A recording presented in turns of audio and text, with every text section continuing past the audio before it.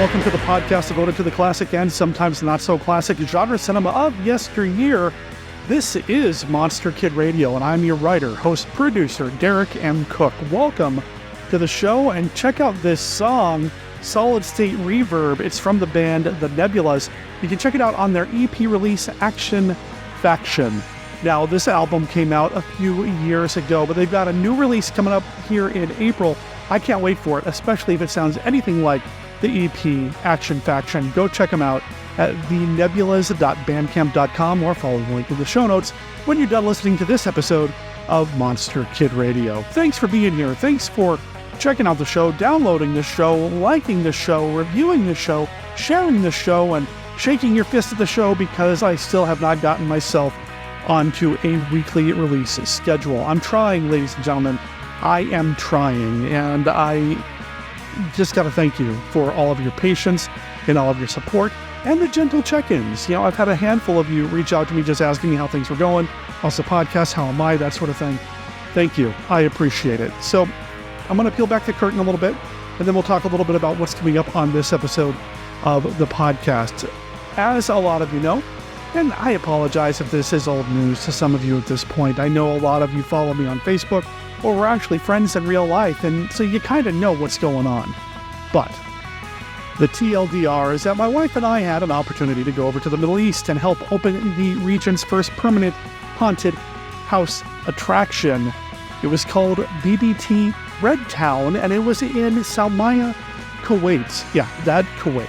Beth and I had an amazing time, and our contract was for a little over 3 months. Unfortunately, we were not there for a little over 3 months. There are a number of reasons as to why. The one that we're most comfortable talking about right now is that my wife actually got hurt. Beth got injured on the job site, so we are back here in the States. We're back home, actually. I'm at Monster Kid Radio headquarters. I'm back on my regular computer, using my regular microphone, sitting in my regular chair, wearing my regular pants, doing the podcast as regularly as possible. So my wife did injure herself. We have a partial tear in her ACL and or MCL. We had an MRI done in the Kuwaiti hospital, and we're actually going to be seeing an orthopedic specialist. We're seeing a doctor tomorrow morning as of this recording, and by the time this goes out, it will probably have already happened, but we're going to go see a doctor tomorrow, and chances are there's going to be some surgery involved, fingers and tentacles crossed. It's not too invasive, and it's not going to take her out of commission for too long, although she's already out of commission. She's been walking around with a couple of crutches and a knee brace, and it's very difficult, gentlemen and ladies and everybody else, to see your partner struggle with being in so much pain. So I've actually been her support system, which, you know, I'm not complaining about at all. I actually am glad that I can be that person. But because that's happening, I have not been focusing as much as I should or could or have been in the past on the podcast. So I'm very thankful that Steve Turek sent me a ton of extra episodes that I was originally going to run while I was over in Kuwait. And that's what you're going to be getting this week here on the show. You know, I'll probably talk a little bit more about the personal stuff going on at the end of the episode. Let's go ahead and get to why you're here. Classic monster movies. Kevin Slick joined Steve Turek to talk about the second film in Universal's Dracula franchise, Dracula's Daughter. Yes, I know we've talked about this movie here on the show in the past, but you know what? I've been going for over 10 years now. We're bound to double dip, triple dip, but never ever skinny dip when it comes to these movies.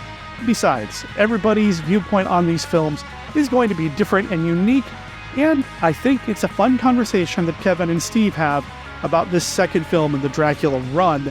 When these recordings were actually sent to me, it was going to be done as kind of like a Dracula family reunion kind of thing with the first Dracula, then Dracula's Daughter, and then Son of Dracula, but then I interrupted the whole thing because I wanted to get the Terror of Mechagodzilla episode in last week because it was so close to Godzilla -1, and I wanted to get that kaiju bump, you know. Anyway, 2 weeks ago, or 2 episodes ago anyway, Kevin and Steve talked about Dracula. That conversation continues this week with Dracula's Daughter, and of course, we've got Kenny's look at Famous Monsters of Filmland, and speaking of kaiju and tokusatsu, We got the Ultraman Beta Capsule review, where Mark Matzke's taking a look at the Return of Ultraman. It's another jam-packed episode of Monster Kid Radio. You're going to hear the song that you're hearing right now in its entirety at the end of the show, but to get to the end of the show, you got to get to the middle of the show. And to get to that, I need to shut up and get on with the show.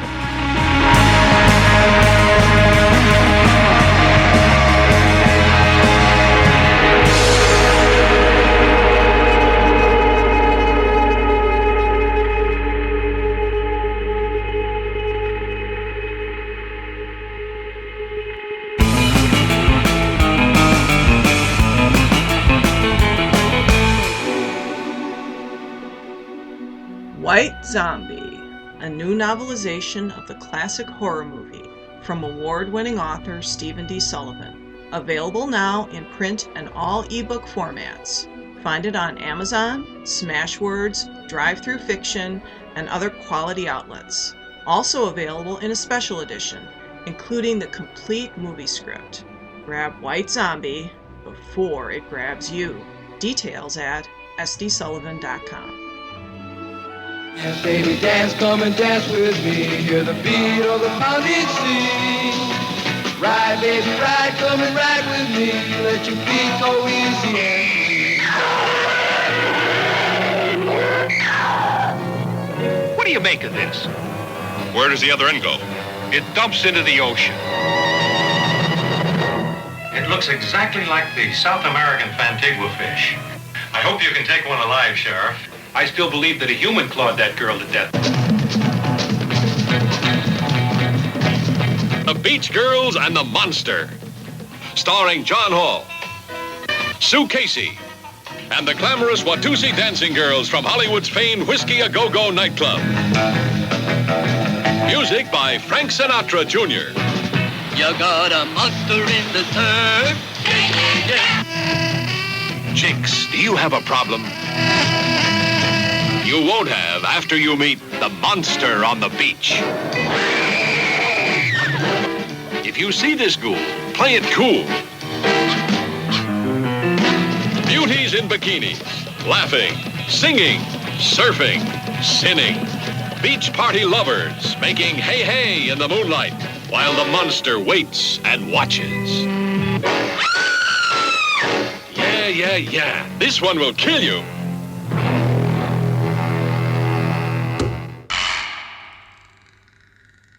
Live from the Land of Light in Nebula M78, home of the mighty Ultra Heroes, it's Monster Kid Radio's Beta Capsule Review.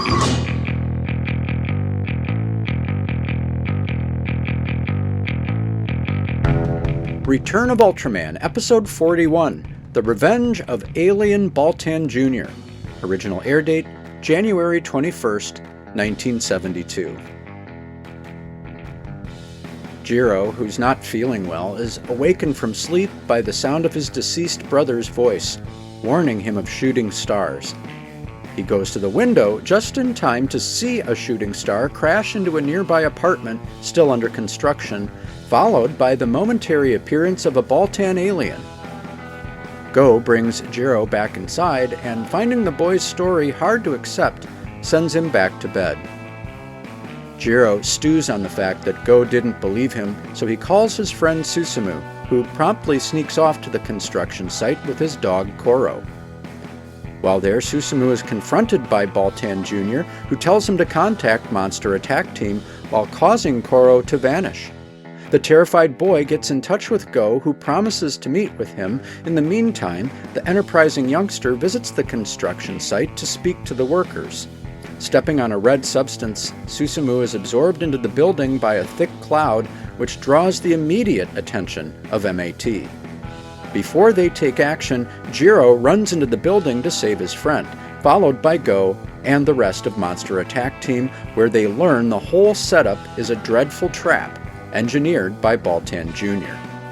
They now find themselves imprisoned inside robot monster Bilgamo, which naturally begins blowing Tokyo to bits. Episode 41 continues the trend of exploring the connected Ultraverse by bringing back a past villain in the form of Baltan Jr. Interestingly, the alien made such an impression with its first attack in 1966's original series that a kid like Jiro can immediately identify it here as Baltan. While Baltan Jr. has a different color scheme and other design variations, it is intentionally meant to recall the original alien ninja, setting up a time-honored tradition of slightly altered versions of famous characters reappearing from series to series. The Revenge of Baltan Jr. is not simply a nostalgia trip, though. The episode centers on what is now the relationship at the heart of the show, the bond between Go and Jiro, who are struggling to resolve the question of how to relate to one another in the wake of Ken Sakata's untimely death. Should they act like brothers or something else? It's a fairly mature treatment of grief for a story that features an alien cicada man and self-assembling robot. But that's the strength and charm of the Return of Ultraman.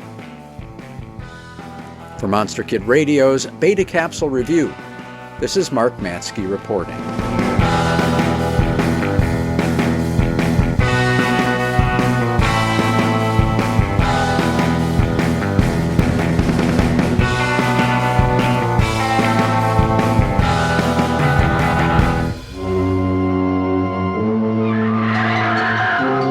Daughter of Dr. Jekyll, yearning for love and discovering on the eve of her marriage the monstrous inheritance that was her birthright of fear.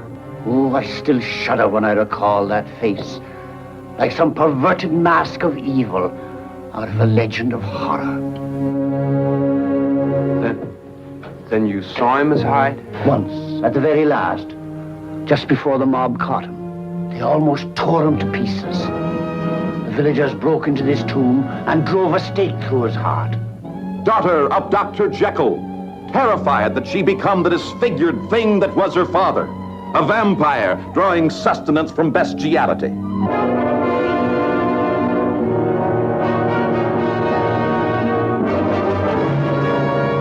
I've got to get a stake and drive it through my heart and bury me beside my father. Well, do it!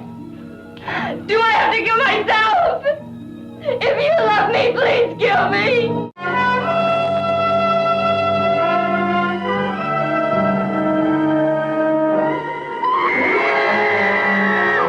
Yes, the night holds terror, an evil reborn from the grave of Frankenstein, bringing a macabre nightmare to a teenage world of rock and roll emotions.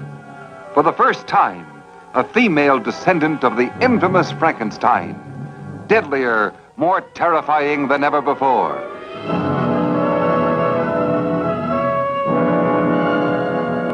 He needed her kiss to satisfy his desire, but he wanted her soul for the fiendish creation that was to rule the earth in terror.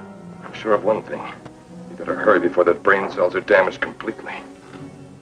Frankenstein's daughter. Now everything was ready. Who would be his first victim? Who will feel the cold sting of death? Kill him! Call her off. Don't make me shoot. Go ahead and shoot. She can't even feel it. Kill him! Back! Get back! Kill him! For the most suspenseful and gripping moments you have ever spent, see this masterpiece of Scream a Second Terror. You will never forget it.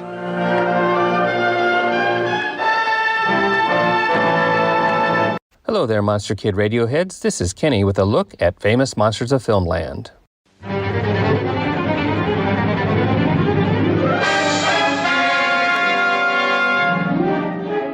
The second part of the gigantic Dracula article appeared in FM 23.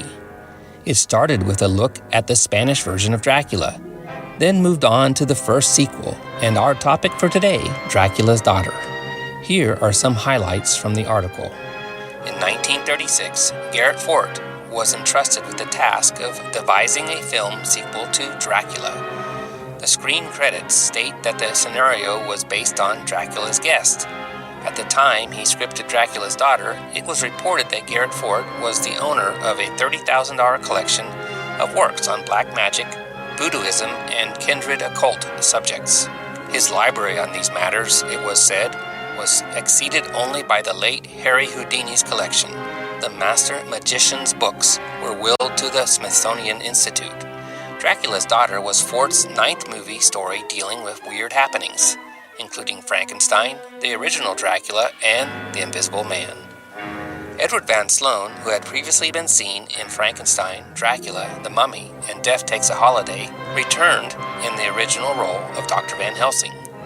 The daughter of Dracula herself, Gloria Holden, was a London-born actress who at the time of her role stood 5 foot 5 inches tall, weighed 124 pounds, had brown hair, and an olive complexion. The first day on the set, she complained to the director, Lambert Hillyer, after studying her script. Why this author has made me a ruthless vampire, a beast in human form. I don't believe any woman has ever been asked to play such a poisonous role before. He's made me an insatiable fiend. I would just like to meet the man who wrote such an inhuman role for me. He must be a monstrous, horrible person. Obligingly, Hillyer sent for Fort, who appeared to be a mild young man with a sense of humor. After Miss Holden got over her embarrassment, she explained, "When I have nightmares, I can never remember them next day. You must have a marvelous memory. You put all the scary situations right into your script." Next up, Son of Dracula, which will be covered next edition of Monster Kid Radio. That is all for this week's look at Famous Monsters of Filmland. We will have more next time. For MKR, this is Kenny saying adios.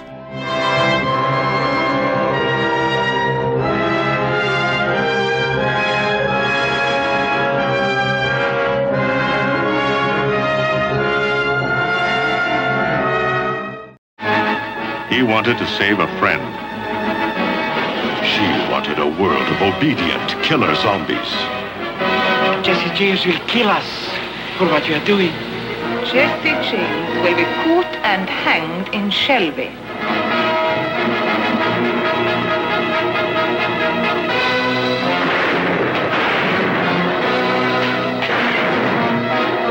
Her fiendish Frankenstein monster stalks the West's most fearless outlaw.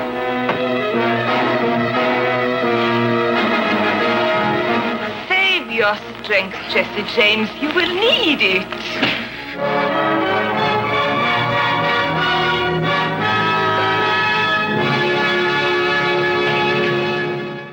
His and her horror. Daughters of Satan, now revealed on the screen for the first time. A secret cult of lust-crazed witches torturing their victims with fire and desire. Daughters of Satan, an ancient painting with the horrifying power to transform an innocent young girl into an insatiable she-devil.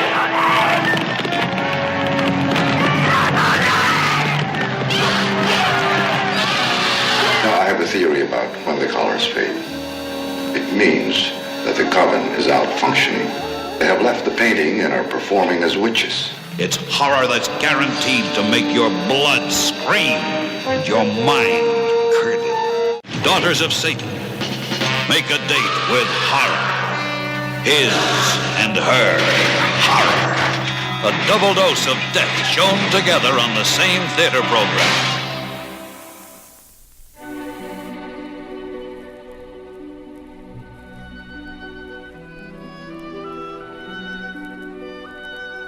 This is Count Vlad, but you may recognize me by my more familiar name, Count Dracula, and I'm here to offer you a friendly warning.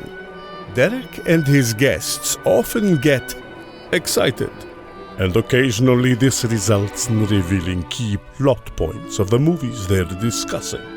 In your parlance, you might call these revelations spoilers. You know how the children of the night, monster kids can get sometimes. So consider yourself warned, and don't come begging to me to kill them for their transgressions afterward. I have more pressing issues to take care of, like that pesky Van Helsing.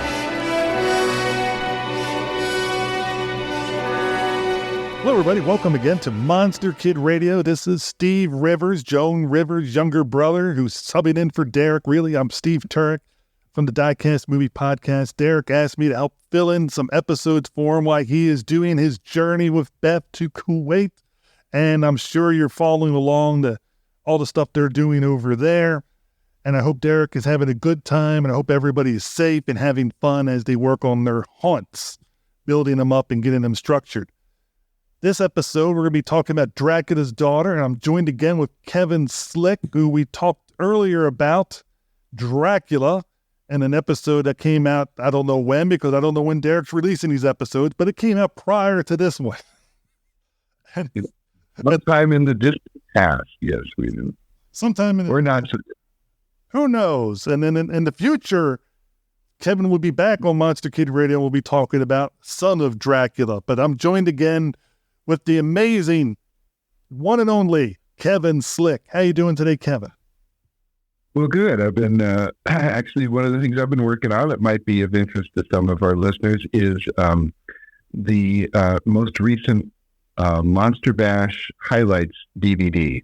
I always video stuff at the Monster Bash, and right now I am working on editing down the highlights video from the October 2023 Monster Bash. Usually the way it works is I end up shooting about 8 hours or so of video, and the goal then is to get it under 2 hours so it fits neatly on a DVD. So I have to go slashing through the video like Conan would go slashing through a horde of barbarian invaders, and that's kind of my mindset. I keep Conan in the forefront of my mind, slashing through editing there. I can imagine. I know what soundtrack you're listening to in your mind as you go through it. Yes, Conan the film editor. That's the one of the book they never put out, but I think it could be a good possibility at some time. And the October Monster Bash, for listeners that didn't go, it was a wonderful time. I mean, you had Zandor Vorkov, you had Linda Miller, you had Carl Craig, you had Tony Isabella, and you had Gregory Moffat. So you had a eclectic group of guests. And that's what I love about this October Bash. It's a little bit of something there for everybody. Yeah, we got to watch the restored 3D version of Robot Monster, which was astounding as far as the quality of that restoration. I mean, never has I'm doing air quotes, bad movie looked so good. I was really impressed by the 3D nature of it, and that was a delightful highlight for me of that weekend because so many people there just love that movie. I mean, it's I mean, how do you explain it to anybody? You don't. You just have to see it, and you either find it just immensely charming or you're just confused by it. But I'm in the immensely charming department of that movie. I'm charmed by it too, and Bob Fermanek of 3D Film Archives him and his team did a wonderful restoration of it, and he was also there at the Monster Bash. Yeah, it was clearly a labor of love, and that really came across. And there's something I think a lot of people who go to the Bash can relate to. I mean, for most of us, our whole fandom is a labor of love. You know, we're just connecting to these films because they bring up something for us that we love. It might be nostalgia, memories, or just the experience we have of watching them, and that is really that's a good thing. I think it's an important thing. It's something I've said before. I think one time somebody asked me about Monster Bash, what it was like and what it was doing, and I was sharing it, and they said, "Wow, it sounds like a lot of people that never grew up attending it." And I said, "No, people at the Bash never gave up. This is the people that never gave up believing in magic and believing in, enjoyment and fantasy and just also having a good time and not having to be so, deep about everything. It can just be a really good time." And all the listeners, I don't know the dates off the top of my head, but the Summer Bash will not be in June. It'll be in July due to the hotel being booked up with a massive amount of weddings. But if I remember the guest list correctly, you have Claude Rains' daughter coming, Victoria Price. You also have Danny Roebuck, and I'm trying to remember who else is going to be there. I believe Markburn's going to be there. Of course, and Sharon Baird. A lot of people remember her. She was one of the Mouseketeers. She was also in Rat Boy and did a lot of Sid and Marty Krofft characters. Mm-hmm. And it's going to be July 18th, that weekend, 18th, 19th, 20th, 21st. Well, it's actually the 19th, 20th, and 21st. Thursday, for those of you in the know, a lot of people arrive at the Bash early on Thursday because Jeffrey Curtis generally starts showing movies at some point during Thursday, and he just kind of runs through whatever films he happened to have brought with him. And that's always a delightful time. Plus, the Creepy Classics store is usually open on Thursday as well, so there's your chance to get in and get some of those great DVDs, Blu-rays, models, that sort of thing before everyone else descends on the place like a hungry pack of locusts. That is true, and of course, listeners, if you haven't gone already, order your tickets now and you get the discounted rate, and of course, you can get your hotel room before they're all gone. I think all the vending tables are gone. So I think they've maxed out of the vendors, and I think that's sold out within a day or two after they were available. So things go quick sometimes. So don't hesitate. Go get that room reservation and get your tickets. Yes, by all means. I'm always surprised, I guess, having been to bashes since the first one in 1997, that I encounter people that still sometimes say, like, I've been hearing about this for a while. I've just never come to it before. And I'm thinking, what have you been waiting for crying out loud? Get yourself to the bash. And because if you're listening to a podcast like this, these are your people. These are your brothers and sisters that you never knew. That's the people that are at Monster Bash. Where else are you going to get into like a deep discussion over a beer at the bar about, Claude Rains or, whether Janet Blake in Dracula's Daughter was a more interesting ingenue than, Mina in Dracula or something like that. I can guarantee you would get into that discussion at Monster Bash. There would be someone that would be glad to talk with you about that. And the two things I'll mention about it before we move on to our movie. One, Elizabeth Shepard is going to be there. I just remembered that. Yes. And also, Tomb of Lygia. Yes, Tomb of Lygia. And I just realized I've interviewed most of these people already. So if you want to get a little background, you can go over to Diecast Movie Podcast and hear some of those interviews. And the other thing I want to mention is I know of a couple people that said they could never make it because it was always in June, always around a certain day. And I told them this year it's in July. Then their eyes lit up and said, this is the year. So I do know there's a few people that are coming because of the switch in the month, and they're taking advantage of it and are coming to it for the first time. At least that's what they're telling me. I know your names. So if you guys don't show up, I'm gonna send you messages like, where were you? Come on, this was your moment. Yes, indeed. Dracula's Daughter. We talked earlier at Monster Kid Radio about Dracula. And Dracula's Daughter, this was my first time ever seeing the movie. So I was really happy to pick it because I've always been meaning to watch. And I got the Dracula Universal Collection has on the Blu-ray, it has all the Dracula movies and, one nice set. And it was a great excuse to watch it. But why Dracula's Daughter? Well, when you asked about what films I might like to talk about, I had just watched some of these films as I normally do over the Halloween season. And it just occurred to me, I thought, well, this is, Dracula, the Dracula family, Dracula and his son and his daughter. This could be kind of a fun little thing to do. And as we talked about in the Dracula episode, and we'll talk about here and in the next one, these are three films that, even though they are certainly iconic and part of the film lore of every monster kid, they've often been critiqued, or there's a lot of critique of these films that I think sometimes is maybe comes from the way people are watching them and what they're expecting out of it. And perhaps if they approach them with a different kind of mindset, they might enjoy them a little bit more. This one too, Dracula's Daughter, I think is interesting in that it's one of the sequels in the canon of films that picks up directly from the end of the last movie. Bride of Frankenstein certainly does that too, where it starts with the way the last film ended, and we follow it right through here.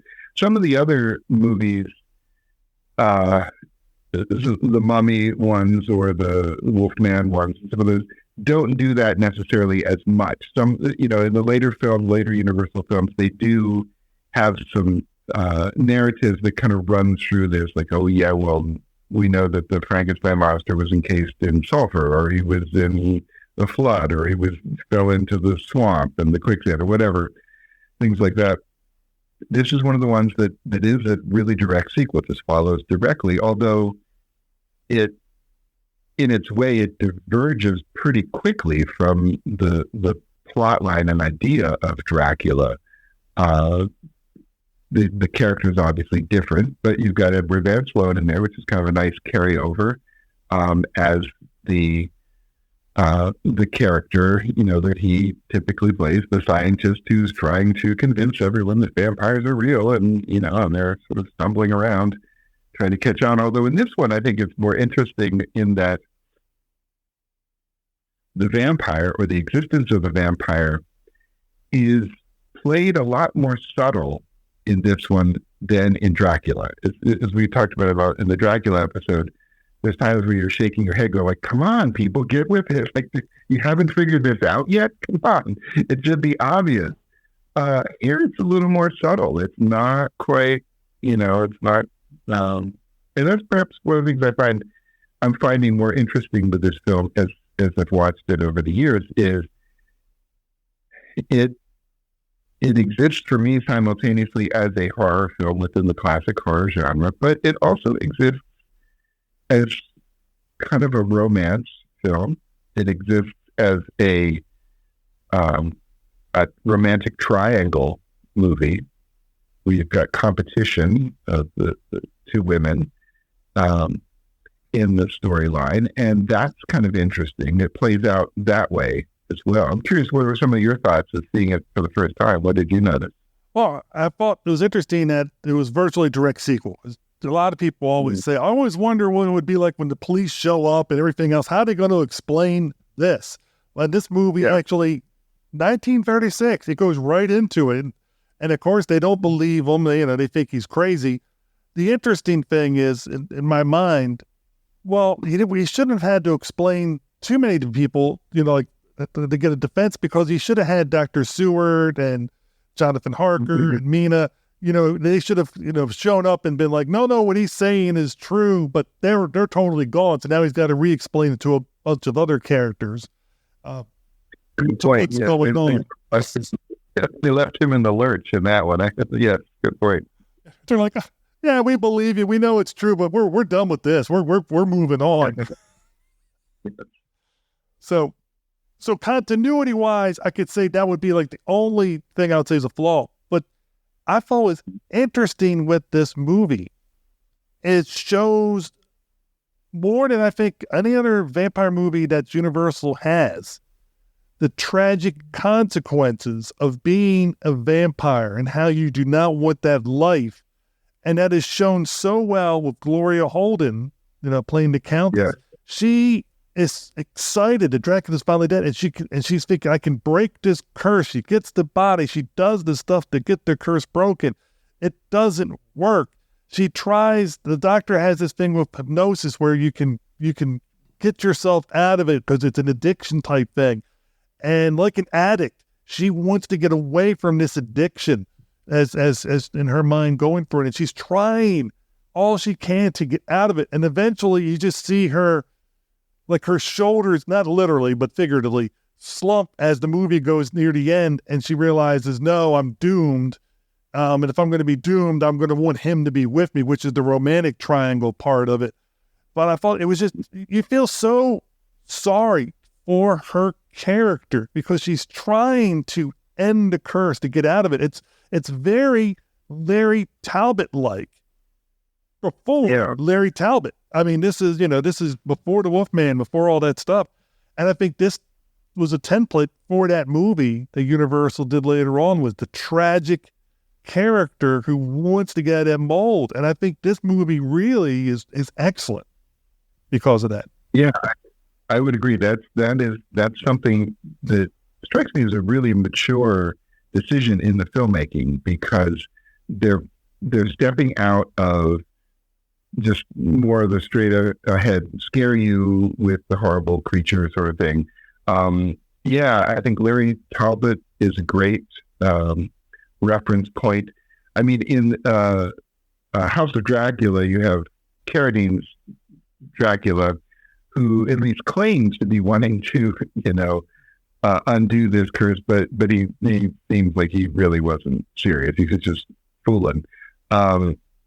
But this, she comes across as somebody truly you believe, like, she wants to be rid of this, but can't, as you said, and that introduces like an element of pathos, or an element of you can identify and feel some sympathy for the character, sort of in the same way that like the Frankenstein monster portrayed by Karloff in some of the films, had this element of, we're sorry for this character because of what he's been, and certainly the Wolfman. We're sorry for this character because of where they've been, but like they don't seem to be wanting this. This happened upon them somehow. We don't know how she became a vampire necessarily. That's not in there, but it certainly implied that it wasn't her choosing, and so that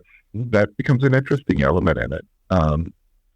And as I said, there's a lot more of the film, I think, that doesn't happen in Castles with Spiderwebs. So that's kind of that to me sets it in a different kind of world. It's perhaps a more modern vampire, more modern Dracula. Certainly in Dracula in 31, it doesn't, what era the film is set in is a little bit vague, because they come to London, and it's obviously London in the 20th century. That's clear, but there's more of an old world thing, and people are driving around in cars and things like that, and they're doing more work that would imply this is a newer situation. And so it plays out to me. Again, we talked about the triangle between the character of Jeffrey Garth and his assistant Janet and Countess Zaleska. That's kind of that's an interesting triangle, interesting dynamic. The character of Dr. Garth and his assistant secretary, Gal Friday, whatever her position is pretty fascinating, because they have this sort of, bantering back and forth kind of thing. It's clear there's something there. There's a tension there, and they play that pretty well. Like, if that was a straight sort of, this film could be a straight kind of romantic triangle. Here's the man and the woman he's been working with for a long time. They obviously have some tracks that we don't really know how far it's gone or what's up. Here comes this exotic countess. She's in here. She's, and who's he going to go with? It could be an interesting film if you took out the vampire element as well. And I think that's the strength of the film. It is that it's kind of interesting, even when we're not being vampire about it. Oh, I agree with you on those parts. And I really like Gloria Holden's Countess, because she sells it very well. When she has the scarf or whatever wrapped around her, so all you can see is her eyes, and you focus on that, and just how, again, I want to use the addiction part. She wants to get through this addiction, and I think that is something that, there was addiction problems then, there's addiction problems now. I think that's an evergreen type thing. So you have storylines that people can draw on from their own personal experience, whether it's the love triangle, whether it's trying to get out of this abusive relationship she was in with Dracula, which I think also shows Dracula's gone, and yet he still has control over. And how many times have we had people that were traumatized by parents, relatives, whatever, a situation, and the person is gone, but yet they are there still affecting the person that was scarred by them. So there are so many things in this lean movie. I mean, lean in time, because I think it's like 71 minutes or something like that. It's very efficient with its use, and everything is excellent with that. The only thing I would ding a little bit, I don't really like the ending. The ending doesn't stick the ending perfectly. And in my opinion, and how it could have been done, but I think otherwise everything was just so spot on with how they went script wise and acting wise. It's really a strong movie going through it. I mean, Otto Kruger does this job where he realizes what's going on. Like, oh, I'll help you, Van Helsing. I'll defend you, even though I'm a psychiatrist. I'm not a lawyer. I'll do the best I can because I understand what your work is. And you can see that mentor-student relationship. And maybe, this is just hitting me now, maybe this is really about mentors and their disciples, because you have the Dracula and his disciple and the Countess, and then you have Van Helsing and Jeffrey, Dr. Garf. So there's so many elements that you can look at this movie and write an essay on. Yeah, and I think that you bring up a great point there that reminds me when I used to teach writing, with younger students. A lot of times people would want to write, they'd want to write science fiction, they'd want to write kind of adventure, things like that. And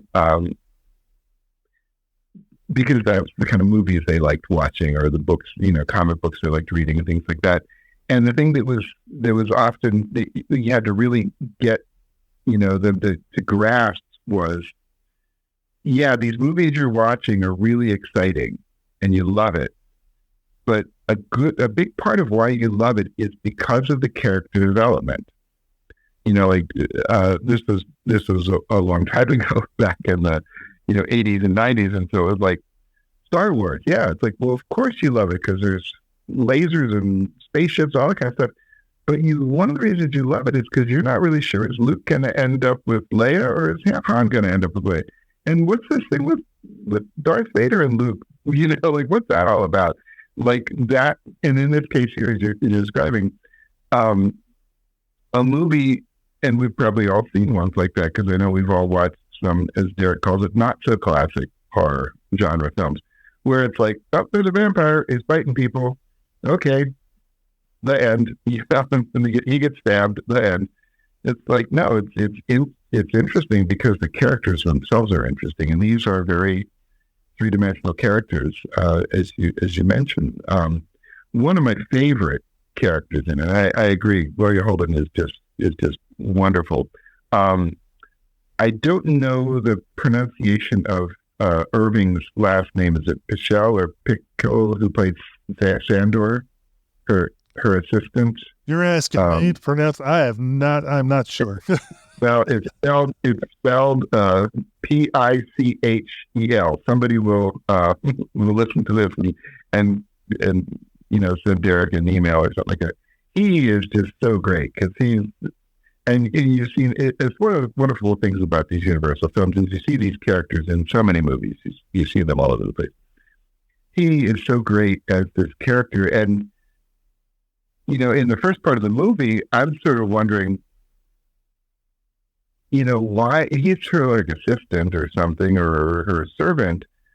Why is he not supporting her? Why is he not, let's try to get you out of this curse or something like that. He's like, no. He's like, I'm going to be free. No, you're not. No, you're not.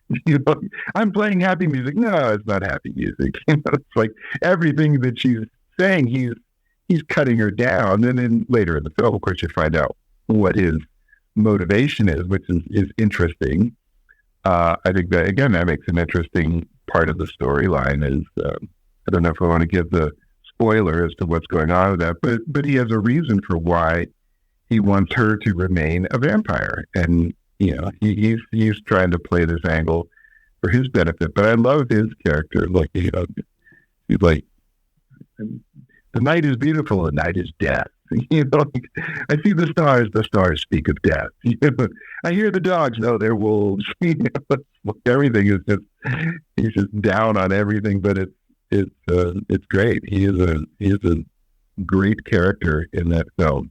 I think the way I look at his character in that particular part, here she is an addict that thinks she's broken her addiction, and he's the dealer who's like, no, you're going to come back, you're going to do this and that. And because he's for his way of justifying ends to the means, because he has a promise that was given to him, which was not given to us in the movie until the end. Yeah, we're told about, and that's the part about the ending. I'm thinking if this movie would have been maybe 5 minutes longer and included a couple of scenes between her and Sandor that would depict the earlier stuff. It doesn't even have to, it could have been like a minute scene here and a minute scene there, just two little things to help us out to understand a little more about their relationship. I think then the ending would have been, it would have landed better. The way the ending lands now, and yes, Derek will probably put the spoiler ones up because we're going to end up, I have to spoil the ending. He shoots her with the arrow. Now, did he mean to shoot Dr. Jeffrey and miss and hit her and kill her? That's or did he want to kill her first because he knew she was the vampire and get rid of her because she was not going to fulfill her promise and he was vindictive? That I don't know, because it's not there. It's left for interpretation. I'm thinking he meant to kill her, and because he felt wrong, and I think that's why I'm seeing that we needed a scene or two, just again, little small things that would have sold that ending so much better. Why he wanted to get his revenge instead of being told that literally just a few minutes prior to that happening.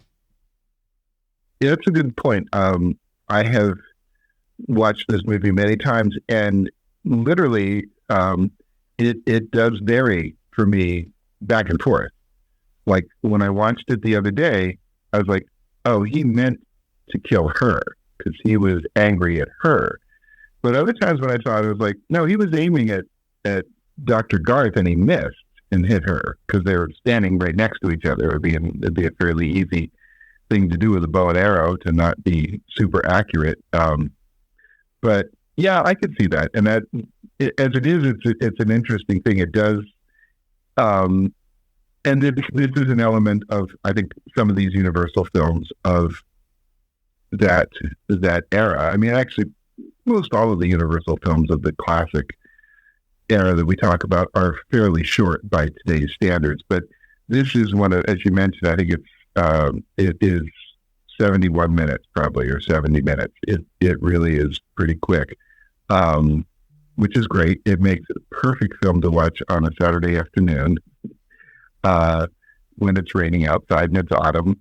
But it is, a lot of those films do kind of wrap up pretty quick. Like, it gets to the thing and boom, we're done with it. I like the fact that you see a moment of sort of tenderness between the characters of Dr. Garth and Janet, which to me is kind of, again, sort of was an important sort of thing, because all during the film you see them kind of back and forth with each other, kind of arguing like they were a married couple that have known each other for a long time, which they're not married, but they've certainly known each other, and they sort of banter and bicker back and forth. But then you see that moment at the end where it's like, oh, yeah, there's something there. They both recognize it in that moment when they almost lost each other. They recognize that, so I imagine those characters went on and got married. That's just the way I see that film ending. That's the film after the film. That plays out well. But again, the sort of romantic intrigue in that movie is, for me, one of the things that makes it, and as you mentioned, the reluctant vampire is an interesting, more three-dimensional character. And I don't know, I think we talked about of the three films we're discussing, this is probably the least known or the least watched of any of them. And I would say it's probably the least like a typical horror film of the three too, because it plays out well as just as drama, and it just so happens that one of the people in the drama is a vampire. Well, I definitely agree with you. It's the least of the three popularity-wise, or known for being known.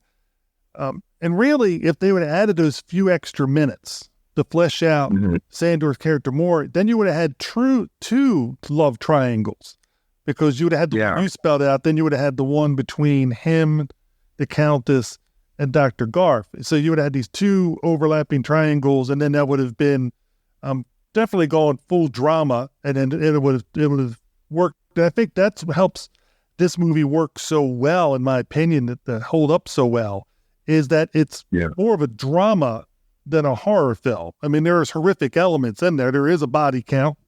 There are victims, and there are things that happen, but it's definitely, a dramatic piece that with the tension and the possibilities, which we've already brought up, of different storylines. And I'm sure there's probably listeners out there that probably say, well, you're forgetting it could also have this storyline, that storyline. That's it. And I'm thinking that's an idea of a good movie or a great movie where you can rewatch it and you can pick up different angles or different points of view. So I think this one also has, for the average person, the more replayability, where you can watch it more and more often and be able to pick up those different ideas if you didn't pick them up the first time. Mm-hmm. Yeah, I agree. And that's, which is, again, like the best of these classic horror films that we really love. Most of them have a really compelling story with compelling characters that, for example, if we talked about the Wolfman at some point, so if the Wolfman was not a movie about a werewolf, but was about this guy named Larry Talbot who returns home to his, ancestral home, but say he has some sort of addiction or affliction that's not supernatural, that film could have played out just the same way, pretty much. And it could have been a fascinating film about a person coming to grips with this challenge in their life, whether it's, and again, I think that's what makes the best of these films really work. It's fun, certainly as kids when I was seeing this stuff, it was fun seeing the Wolfman or seeing the Frankenstein monster. But then as you get older, you realize, there's also this fascinating story about the guy that created him and what was going on in his head. And how did this, how is it sometimes that what we most desire ends up destroying us? That's Greek mythology. That people have been telling those stories for thousands of years, and we'll keep on telling them, I think, too. And also, what I love about this 1936 production is how strong the two lead female characters are. And Marguerite Churchill is Janet Blake. She's doing this job because she doesn't need the money. She wants the guy. I mean, really, she's just there because she wants the guy. This is like, this is my way to be close to you because I want you. And she comes outright lies to the other, the other person. She does not like it. She doesn't want that challenge. She's like, no, I'm the one pursuing him, not you. And not realizing what is she thinks she's battling a normal woman instead of a supernatural woman in the Countess. And I think it's just interesting. And the Countess realizes, I got this rival also. And it's just, I think, done so well. And Jeffrey is just oblivious too. It's like he's oblivious. He's not oblivious, but he is oblivious. And he's a psychiatrist who doesn't really pick up on it. It's like the doctor heal thyself, but he doesn't see his own affliction. Well, and as is with in some of the films of that era too, like some of the thinking of sort of films like with Katharine Hepburn or actresses like that in there, it's clear when you're watching. It's like there's a woman and the guy might be like, in this case, a doctor, well-respected sort of character, but it's clear that she is really the person that's in charge. He's kind of clueless at points, and if she wasn't there, he'd be in a whole lot more trouble. And so that's a marvelously played out piece too, where it's kind of like, like you should just listen to her more often, pal. You'd be better off. Correct. And I just find it a really fun movie to watch.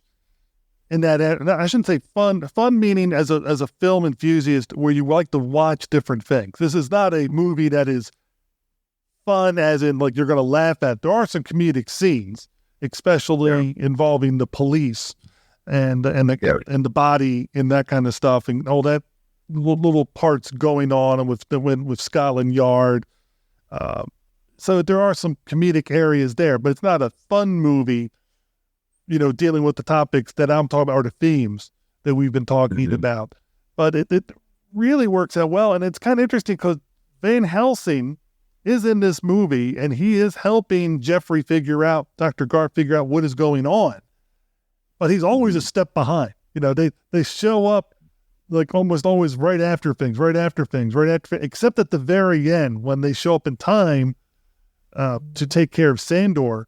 But really, they take care of Sandor, but the Dracula's daughter has already been dealt with. So it's I don't know, it's kind of interesting how the mentor role is there, but it's not the normal, typical way it's doing because they're not coaching him. He's off. He already knows what he's got to do and is going right there and made a beeline to it and taking care of it. And like you said, that how this movie time-wise set up, they have biplanes. So they got planes, and so they are going across the water and traveling by technology that you didn't see in Dracula. So it's amazing how in the span of a day, not even a day, but the technological improvements are great. Yeah, I think with any of the Universal films of that era, there are certainly some elements that don't always jive in terms of when it's supposed to be set and what the exact sequence of things and stuff like that. But I think, and again, as you had asked at one point, like why talk about this film? And I think probably ultimately my hope is that maybe someone who hasn't watched it or hasn't watched it in a while would go back and enjoy it, having some different ways to look at it. Because, within the Monster Kid world, there's just so many movies. There's so many movies and so little time. As far as, I'm sure all of us are like, oh yeah, I want to watch that. Oh yeah, we've got like 50 films that would be on that list. Oh yeah, I've been meaning to watch that because, I just was at Monster Bash and picked up 40 new DVDs or Blu-rays, and now I got to put those in the queue to watch those. And so there's so many films to watch, and some of these films might just get swept aside. But I'll go ahead and make the pitch.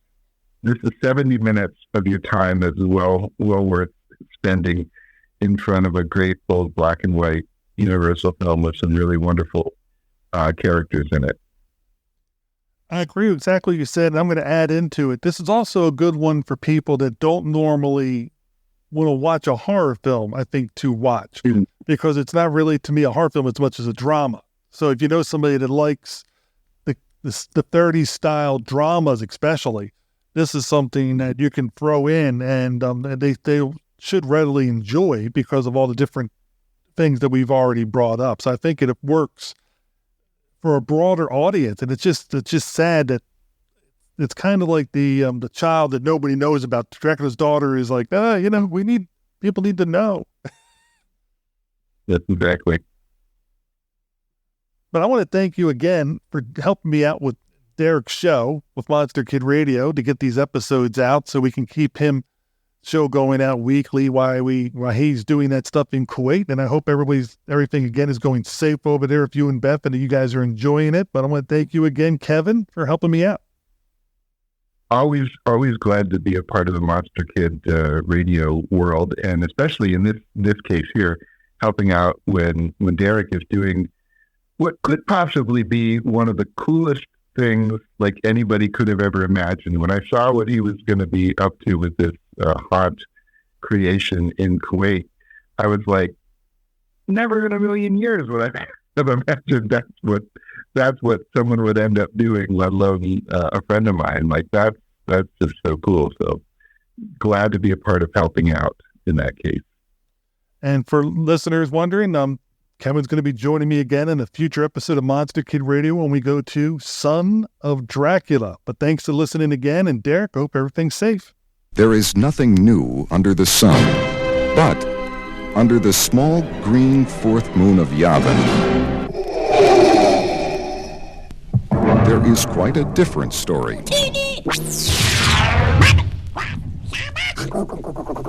Director George Lucas and 20th Century Fox present Star Wars. Luke Skywalker is on a daring mission to rescue a beautiful princess, and all he needs is a little help from his friends. Han Solo, space pirate, and Chewie, his giant Wookiee, C-3PO, human relations cyborg, and his counterpart R2-D2, and the mysterious Jedi Knight. Never before in the history of movies has so much time and technology been spent just for fun. Star Wars. Rated PG. Parental guidance suggested. All right, folks. Well, that brings us to the end of this episode of the podcast. Big thanks to Steve and Kevin for that awesome conversation. It was really cool, and it's going to continue next week when Kevin comes back with another guest hosting stint, a Joan Rivers-ing with Steve Turek, where they're going to talk about the Son of Dracula film with Lon Chaney Jr., not the other film called Son of Dracula, which I'm sure Kenny will probably play a trailer for during his segment from Famous Monsters of Filmland, and I love that he does that. Anyway, Son of Dracula next week was Kevin and Steve. And, big thanks to those two guys, to Kenny, to Mark, and to you for listening to the show. I meant it at the top of the show when I kind of implied that I really appreciate all the support with reviews and reposts and retweets and sharing and thumbs upping and just letting people know about what we do here on Monster Kid Radio. While the schedule has been a little all over the place lately, the bottom line is that there's over 10 years of Monster Kid Radio for anyone to listen to. So if you know anybody who's a fan of classic monster movies, please send them our way, or send them to the website at monsterkidradio.net, where you're going to find links to everything that we talk about here on the show. You're also going to find links to our Facebook page and group, our Twitter, our Discord, and our Patreon, and our contact information. You can email me at monsterkidradio@gmail.com, or you can call and leave us a voicemail at area code 360-524-2484. If you have any feedback about Dracula's Daughter, Dracula, or Son of Dracula, or really anything Monster Kid related, monster movie related, send it in. I'd love to include you on an upcoming episode of the podcast. Of course, we are also an Amazon affiliate link, so please click on that Frankenstein profile with the Amazon A in the middle of it if you're going to do any shopping on Amazon, because if you do that, well, that helps us out, because we get like a penny or two scraped off the top of anything that you buy on Amazon. It doesn't cost you anything extra. It just takes a few pennies out of the pocket of Rocket Man Jeff Bezos and puts them into the Monster Kid Radio coffers. So please consider doing that. Also, did you know that we sell shirts? Of course you do, because I talk about it every once in a while, and we've been talking about it lately here on the show. Go to deathdesigns.bigcartel.com. Death is spelled D-E-T-H, and then designs, as it's normally spelled, .bigcartel.com, or follow the link in the show notes. And you can pick up a Crestwood House movie Hawaiian-style shirt, a monster movie one-sheet and lobby card collage shirt, the popcorn shirt, the 3D glasses shirt. These are the Hawaiian shirts that I wear all the time, and everywhere I go, people comment on them.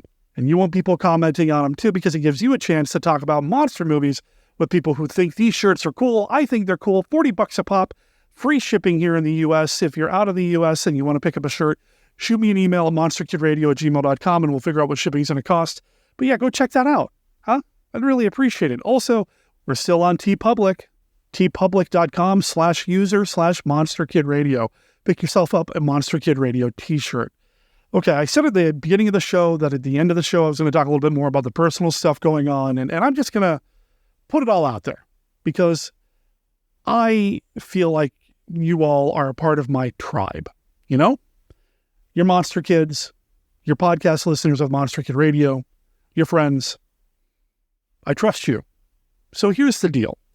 There are a couple of other things going on in my life right now. I've talked about this on Facebook with some people, but I do struggle with depression, and it is being treated, but it's been getting bad lately because of a number of external factors as well as internal. But externally, we've been struggling because, well, as I said earlier, the Kuwait job ended 2 months earlier than it should have. And there are a number of different reasons for that. And I'm actually writing a book about it, so I'm not going to get too into the weeds on it there, but it did change things. Financially, it really changed things. So that's been a real stressor and a real trigger for me. Speaking of employment and money and finances, I'm looking for a job again. So if you are either in the Vancouver, Washington area and know of anybody looking for, well, a 50-year-old monster kid who is a good worker, I swear, I really am, or more preferably, a remote job, I would love to take on a remote, like, customer service position. I've done a lot of customer service in my life, over 20 years of experience doing customer service. I could slot into something like that real quick and real easily if the opportunity were to present itself. So if you know of an opportunity that is about to present or is presenting, let me know and I'll be the presenter. I'm losing my thread here a little bit. Anyway, brother's looking for work, and I would love to take on some work so I can keep the lights going, and Beth and I can move on to whatever it is the next part of our life is going to bring us. Also, Beth is looking to do more within the haunt industry. We really, really enjoyed what we did over in Kuwait. And again, book is forthcoming later this year, more than likely. That'll talk all about it. But in very broad brush strokes, it was an amazing experience and really showed Beth what she wants to do in the industry in a way that all of her other experiences has been preparing her for. And I would love to be involved in the haunt industry as well. It would be wonderful to be consultants, so if we can find a consulting job, that would be great too. So if you are aware of any haunt opportunities, anywhere in the country, and I mean that, anywhere in the U.S., please drop me a line at monsterkidradio@gmail.com, and I'll send you all the information that you'll need to see that Beth is really the ingredient you need to make your haunt spookier, scarier, and most importantly, more profitable than it's ever been. So anyway, that's kind of what's going on here. We're looking for work. I'm struggling with my depression, and we're trying real hard to get back on track. Again, I'm really thankful that Steve Turek is there for me. He did these recordings because he thought I was going to be in Kuwait for 3.5 months. It's just a happy accident that I've got all these extra recordings sitting here. So next week, Son of Dracula with Kevin Slick. All right. Let's go ahead and wrap up and remind you that Monster Kid Radio is a registered service mark of Monster Kid Radio, LLC.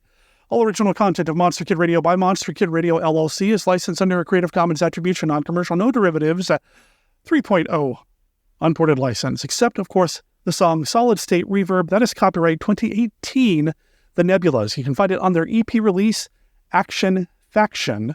You can find them online at thenebulas.bandcamp.com, and you want to check it out because in April, they've got a new album coming out called Euphorion.